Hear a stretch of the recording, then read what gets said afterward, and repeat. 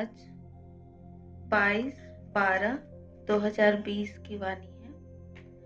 बाबा ने आज कहा, मीठे बच्चे, तुम्हें अभी बाप द्वारा दिव्य दृष्टि मिली है। उस दिव्य दृष्टि से ही तुम आत्मा और परमात्मा को देख सकते हो। प्रश्न है आज का, ड्रामा के किस राज को समझने वाले कौन सी राय किसी को भी नहीं देंगे? ड्रामा के किस राज को समझने वाले कौन सी राय किसी को भी नहीं देंगे? उत्तर में है, जो समझते हैं कि ड्रामा में जो कुछ हुआ, जो समझते हैं कि ड्रामा में जो कुछ पास्ट हो गया वह फिर से एक्यूरेट रिपीट होगा। वह कभी किसी को भक्ति छोड़ने की राय नहीं देंगे। जब उनकी बुद्धि में ज्ञान अच्छी रीति बैठ जाएगा, समझेंगे हम आत्मा हैं, हमें बेहद के बाप से वर्षा लेना है। जब बेहद के बाप की पहचान हो जाएगी तो हद की बातें स्वतः खत्म हो जाएंगी। ओम शांति। अपनी आत्मा के स्वधर्म में बैठे हो? बाबा ने क्वेश्चन किया, अपनी आत्मा के स्वधर्म में बैठे हो? रूहानी बाप रूहानी बच्चों से पूछते हैं, क्योंकि यह तो बच्चे जानते हैं एक ही बेहद का बाप है जिसको रूह कहते हैं। सिर्फ उनको सुप्रीम कहा जाता है। सुप्रीम रूह या परम आत्मा कहते हैं। परमात्मा है जरूर, ऐसे नहीं कहेंगे कि परमात्मा है ही नहीं। परम आत्मा माना परमात्मा, यह भी समझाया गया है। मूंझना नहीं चाहिए, क्योंकि 5000 वर्ष पहले भी यह ज्ञान तुमने सुना था। आत्मा ही सुनती है ना? आत्मा बहुत छोटी सूक्ष्म है। इतना है जो इन आंखों से देखा नहीं जाता। ऐसा कोई मनुष्य नहीं होगा जिसने आत्मा को इन आंखों से देखा होगा। देखने में आती है, परंतु दिव्य दृष्टि से, सो भी ड्रामा प्लान अनुसार। अच्छा, समझो कोई को आत्मा का साक्षात्कार होता है, जैसे और चीज देखने में आती है। भक्ति मार्ग में भी कुछ साक्षात्कार होता है, तो इन आंखों से ही वह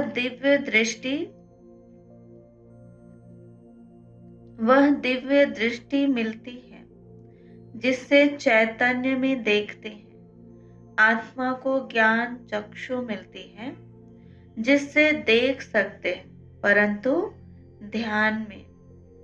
भक्ति मार्ग में बहुत भक्ति करते हैं तब साक्षात्कार होता है। जैसे मीरा को साक्षात्कार हुआ, डांस करती थी, वैकुंठ तो था नहीं। 500 से 600 वर्ष हुआ होगा, उस समय वैकुंठ था थोड़े ही। जो पास्ट हो गया है वह दिव्य दृष्टि से देखा जाता है। जब बहुत भक्ति करते करते एकदम भक्तिमय हो जाते हैं तब दीदार होता है, परंतु उनसे मुक्ति नहीं मिलती। मुक्ति, जीवन मुक्ति का रास्ता भक्ति से बिल्कुल न्यारा है। भारत में कितने ढेर मंदिर हैं। शिव का लिंग रखते हैं, बड़ा लिंग भी रखते हैं, छोटा भी रखते हैं। अब यह तो बच्चे जानते हैं, जैसी आत्मा है वैसे परम पिता परमात्मा है। साइज सबका एक ही है, जैसे बाप वैसे बच्चे। आत्माएं सब भाई भाई हैं। आत्माएं इस शरीर में आती हैं पाठ बजाने। यह समझने की बातें हैं। यह कोई भक्ति मार्ग की दंत कथाएं नहीं है। ज्ञान मार्ग की बातें सिर्फ एक बाप ही समझाते हैं। पहले पहले समझाने वाला बेहद का बाप निराकार ही है। उनके लिए पूरी रीति कोई भी समझ नहीं सकते। कहते हैं वह तो सर्वव्यापी है। यह कोई राइट नहीं। बाप को पुकारते हैं, बहुत प्यार से बुलाते हैं। कहते हैं बाबा जब आप आएंगे तो आप पर हम वारी जाएंगे। मेरा तो आप, दूसरा न कोई। तो जरूर उनको याद करना पड़े। वह खुद भी कहते हैं हे बच्चों, आत्माओं से ही बात करते हैं। इसको रूहानी नॉलेज कहा जाता है। गाया भी जाता है आत्मा और परमात्मा अलग रहे बहुकाल। यह भी हिसाब बताया है। बहुत काल से तुम आत्माएं अलग रहती हो, जो ही फिर इस समय बाप के पास आई हो, फिर से अपना राजयोग सीखने। यह टीचर सर्वेंट है। टीचर हमेशा ओबीडिएंट सर्वेंट होते हैं। बाप भी कहते हैं हम तो सब बच्चों का सर्वेंट हो। तुम कितना हुज्जत से बुलाते हो, हे पतित पावन, आकर हमको पावन बनाओ। सब है भक्तियां, कहते हैं हे भगवान आओ, हमको फिर से पावन बनाओ। पावन दुनिया स्वर्ग को, पतित दुनिया नरक को कहा जाता है। यह सब समझने की बातें हैं। यह कॉलेज अथवा गॉड फादरली वर्ल्ड यूनिवर्सिटी है। इसलिए एम ऑब्जेक्ट है मनुष्य से देवता बनना। बच्चे निश्चय करते हैं।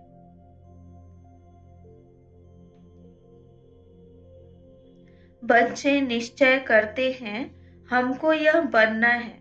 जिसको निश्चय ही नहीं होगा वह स्कूल में बैठेगा क्या? एम ऑब्जेक्ट तो बुद्धि में है। हम बैरिस्टर व डॉक्टर बनेंगे तो पढ़ेंगे ना। निश्चय नहीं होगा तो आएंगे ही नहीं। तुमको निश्चय है हम मनुष्य से देवता, नर से नारायण बनते हैं। यह सच्ची सच्ची सत्य नर से नारायण बनने की कथा है। वास्तव में यह है पढ़ाई। परंतु इनको कथा क्यों कहते हैं? क्योंकि 5000 वर्ष पहले से सुनी थी। क्योंकि 5000 वर्ष पहले भी सुनी थी, पास्ट हो गई है।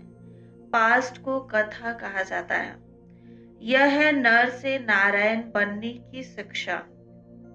बच्चे दिल से समझते हैं नई दुनिया में देवताएं, पुरानी दुनिया में मनुष्य रहते हैं। देवताओं में जो गुण है वह मनुष्यों में नहीं है, इसलिए उनको देवता कहा जाता है। मनुष्य देवताओं के आगे नमन करते हैं। आप सर्वगुण संपन्न हो, फिर अपने को कहते हैं हम पापी नीच हैं। मनुष्य ही कहते हैं, देवताओं को तो नहीं कहेंगे। देवताएं थे सतयुग में, कलयुग में हो न सके। परंतु आजकल तो सबको श्री श्री कह देते हैं। श्री माना श्रेष्ठ। सर्वश्रेष्ठ तो भगवान ही बना सकते हैं। श्रेष्ठ देवता सतयुग में थे। इस समय कोई मनुष्य श्रेष्ठ है नहीं। तुम बच्चे अभी बेहद का संन्यास करते हो। तुम जानते हो यह पुरानी दुनिया खत्म होने वाली है, इसलिए इन सब से वैराग्य है। वह तो है हठ योगी सन्यासी, घर बार छोड़ निकले, फिर आकर महलों में बैठे हैं। नहीं तो कुटिया पर कोई खर्चा थोड़े ही लगता है, कुछ भी नहीं। एकांत के लिए कुटिया में बैठना होता है, न कि महलों में। बाबा की भी कुटिया बनी हुई है, कुटिया में सब सुख है। अभी तुम बच्चों को पुरुषार्थ कर मनुष्य से देवता बनना है। तुम जानते हो ड्रामा में जो कुछ पास्ट हो गया वह फिर से एक्यूरेट रिपीट होगा। इसलिए किसको भी ऐसी राय नहीं देनी है कि भक्ति छोड़ो। जब ज्ञान बुद्धि में आ जाएगा तो समझेंगे हम आत्मा हैं। हमको अब तो बेहद के बाप से वर्षा लेना है। बेहद के बाप की जब पहचान होती है तो फिर हद की बातें खत्म हो जाती हैं। बाप कहते हैं गृहस्थ व्यवहार में रहते सिर्फ बुद्धि का योग बाप से लगाना है। शरीर निर्वाह के लिए कर्म भी करना है। जैसे भक्ति में भी कोई कोई बहुत नौंधा भक्ति करते हैं, नियम से रोज जाकर दर्शन करते हैं। देहधारियों के पास जाना वह सब है जिस्मानी यात्रा। भक्ति मार्ग में कितने धक्के खाने पड़ते हैं। यहाँ कुछ भी धक्का नहीं खाना है। आते हैं तो समझाने के लिए बिठाया जाता है, बाकी याद के लिए कोई एक जगह बैठ नहीं जाना है। भक्ति मार्ग में कोई कृष्ण का भक्त होता है तो ऐसे नहीं चलते फिरते कृष्ण को याद नहीं कर सकते। इसलिए जो पढ़े लिखे मनुष्य होते हैं कहते हैं कृष्ण का चित्र घर में रखा है, फिर तुम मंदिरों में क्यों जाते हो? कृष्ण के चित्रों की पूजा तुम कहाँ भी करो। अच्छा, चित्र ना रखो, याद करते रहो। एक बार चीज देखी तो फिर वह याद रहती है। तुमको भी यही कहते हैं। शिव बाबा को तुम घर बैठे याद नहीं कर सकते हो, यह तो है नई बात। शिव बाबा को कोई भी जानते नहीं, नाम रूप देश काल को जानते ही नहीं, कह देते सर्वव्यापी हैं। आत्मा को परमात्मा तो नहीं कहा जाता है। आत्मा को बाप की याद आती है, परंतु बाप को जानते नहीं तो समझाना पड़े 7 रोज। फिर रेजगारी पॉइंट्स भी समझाई जाती हैं। बाप ज्ञान का सागर है ना।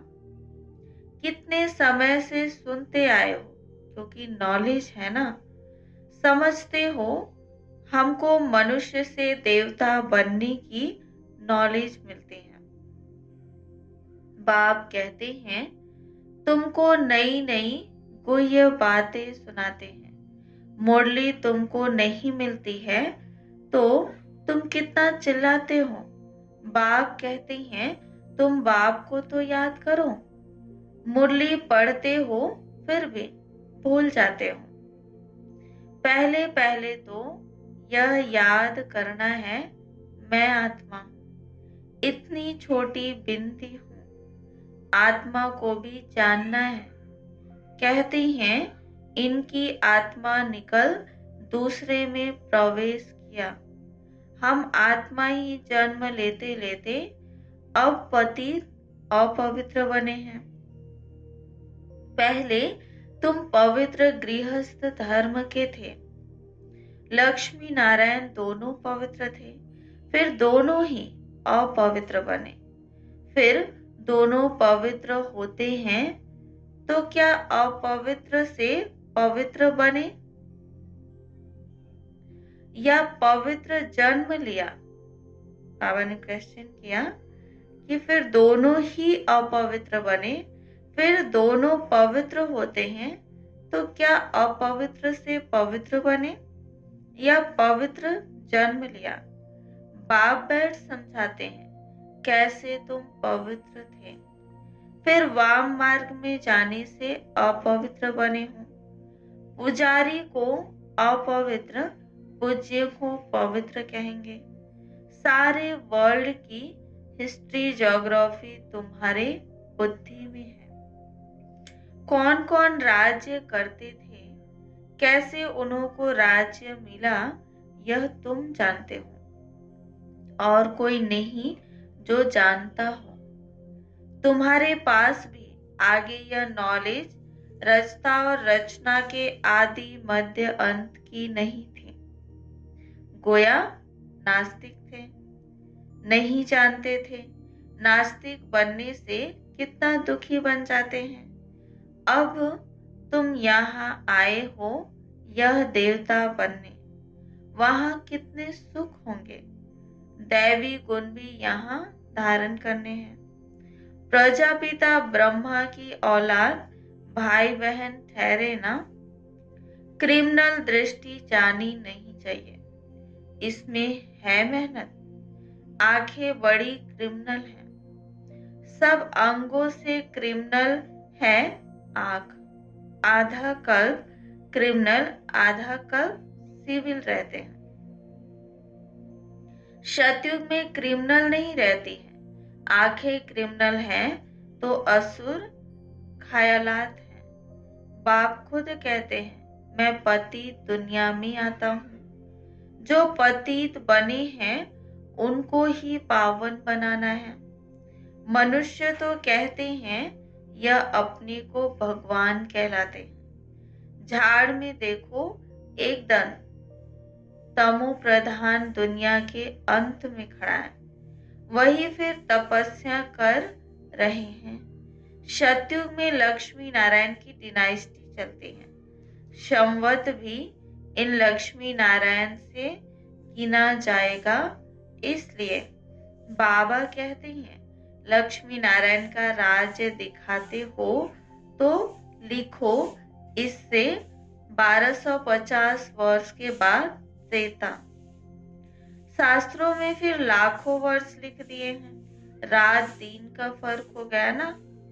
ब्रह्मा की रात आधा कल्प, ब्रह्मा का दिन आधा कल्प। यह बातें बाप ही समझाते हैं। फिर भी कहते हैं मीठे मीठे बच्चे अपने को आत्मा समझो, बाप को याद करो। उनको याद करते करते तुम पावन बन जाएंगे, फिर अंतमति सुगति हो जाएगी। बाबा ऐसे नहीं कहते हैं यहाँ बैठ जाओ।